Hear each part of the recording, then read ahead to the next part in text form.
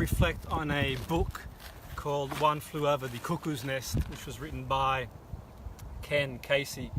It was released in 1962. I believe he wrote the book in the late 50s, which is quite interesting really, because from what I understand, he actually worked in a mental institution at the time, and it's kind of like a reflection on some of the experiences that he faced working in the institution. What I find quite fascinating about the book is that it's in the backdrop of a number of changes. For example, you had the civil rights movement, you had the backdrop of the deinstitutionalization. The Western world predominantly would deinstitutionalize. America, the UK, pretty much all of the West, apart from probably Japan, of the economically developed nations, went into a radical, you could call it, movement on deinstitutionalization, which raised a lot of contentious as well, because on one hand you had people saying, well, it was down to expenses, it was down to finance, and certainly some of the literature in America would suggest that deinstitutionalization had a big impact. So they were going from one institute, but they were moving into homelessness, and they were going into, for example, offending institutions, and moving from one to the other. Although there is some literature that certainly has been written in the UK, has demonstrated that, and Europe even, that the process has had benefits for people being involved in social integration and being part of the community.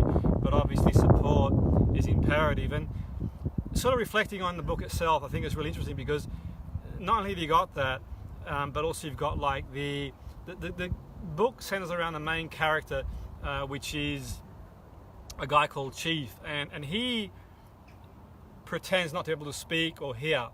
And his narrative is quite fascinating, because he then meets another guy, McCarthy, and he is a Machiavellian character, a career criminal, and he actually decides that he wants to avoid going to jail, so he decides to plead insane. And the two form this sort of bond, and eventually Chief speaks to McCarthy, and the interesting thing is, between the two, is you sort of go on a ride where we see the introduction of chlorpromazine, which was one of the first, if not the first, antipsychotic drug. Incidentally, I think that, well, from what I've read, that chlorpromazine was originally intended to be antihistamine, but they saw its effectiveness as an antipsychotic.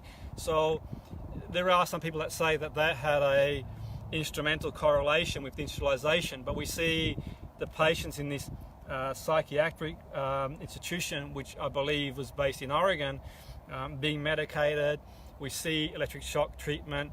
We see eventually McCarthy gets the lobotomy, because he sort of toes the line one step too far. He takes them all out on this boat trip, and mayhem happens, and so on and so forth. But underlying all that, here's some people who've got mental health problems in the unit, and in one sense, the sort of book sort of portrays the institution. It portrays the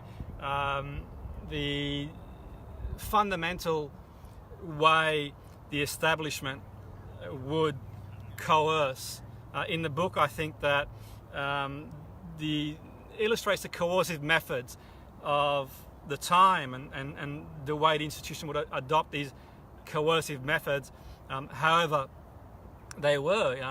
So in a way, it's almost like it borders a Machiavellian approach in one sense. And that there's a nurse called Ratchet, and she facilitates the group, and at times the sort of book illustrates her speaking with an undermining, condescending tone. It could be interpreted as that. So it's kind of like the establishment versus the individual in one sense, and that's really significant, because obviously the book was released in '62, and that's now 50-something years ago, and mental health's changed dramatically in that period, and prior to that period obviously as well. But between that period, we've seen the introduction of we obviously deinstitutionalization, we've seen the introduction of other antipsychotics too, we've seen the introduction of modern technology that gives us a better biological understanding of mental health as well. But ultimately you think, well, where are we 50 years on, and we've still got a long way to go before mental health catches up to physical health in one sense. So for example, if you get an injury, you go to A&E and you get treated for that. There's no real stigma around that. If you've got a condition, whatever that condition might be, then you go and you get treatment, you get medication, whatever it might be, or an infection. But there still is, I believe, in this day and age, a strong stigma around mental health. That's for sure. There's a lot of stereotyping and so on and so forth. And I think that, you know, mental health is complex.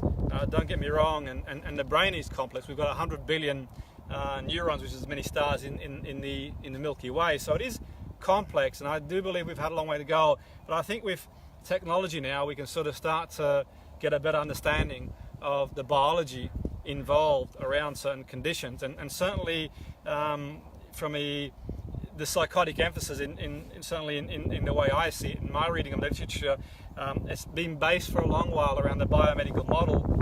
I wouldn't say complete reductionist. I think things have moved on a lot, but there is an emphasis to probably hold back on psychosocial approaches that could be adopted to help people improve. And that's another story from our day. But certainly the book, if you haven't read that, it's worth a read, because it does sort of conceptualize psychiatric patients and non-conformity, and it's really interesting and fascinating because you've got this sort of backdrop of some huge changes. You've got the Mental Health Act, you've got the Civil Rights Movement, you've got digitalization, you've got the introduction of chlorpromazine, and you got this sort of narrative of these characters, and it's centered around the chief, who he obviously has mental health problems, but equally sort of stays silent and uses or makes up that he can't speak and hear, until in the end him and McMurphy have a dialogue, and there's this realization. And I won't spoil the book for you, but it is quite fascinating because we sort of see the brutality in one sense of where we were. And if you think hundreds of years ago, by the way, you could pay to go to a psychiatric institution to see people who had psychiatric conditions. If you think in the 50s and 60s, that you know, certainly in the film you see some brutal things like electric shock treatment and lobotomy and possibly the over administration of medication, although that's contentious, and certainly I'm not in a position to comment about medication. It's not my area. I'm not a medical person by no stretch of the imagination, but you see, obviously, on one hand, in the literature, you see the benefits of it as a antagonist, at least anyway, to help people with functionality, but also you see in the literature some of the side effects as well. So I think that as we sort of move towards the 21st century of technology and we get a better biological understanding, maybe there's room to improve the medicine, but that's not my place. But certainly from a cognitive point of view, we can be and sort of look forward to learning more about different approaches that have been proven to be effective in certain conditions, and certainly things like yoga, meditation, exercise and general well-being have been proven to have an impact on certain areas, albeit what's right for one person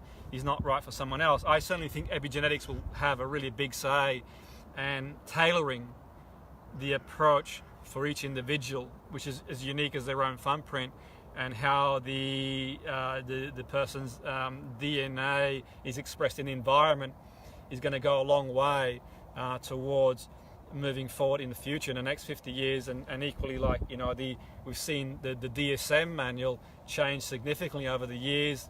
That has brought up its own contentions, points, and I think diagnostic gives us a protocol to work with, understanding. But equally, another story from another day, we can see also the pitfalls of diagnostic without other criteria, without mapping out and looking at other factors, because these things tend to be pretty multifactorial.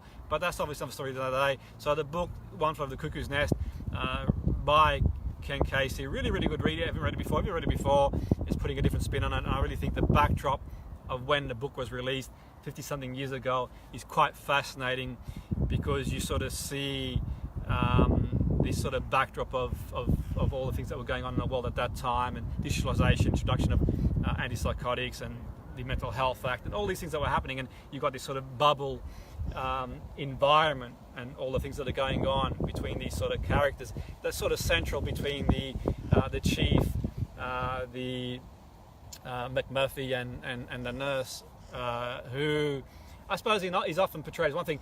I know one thing to note too, I think the book can be a little bit, well, I wouldn't say a little bit, the book can be misogynistic and quite sexist at times, and I think there is a flip side to it when they're plotting to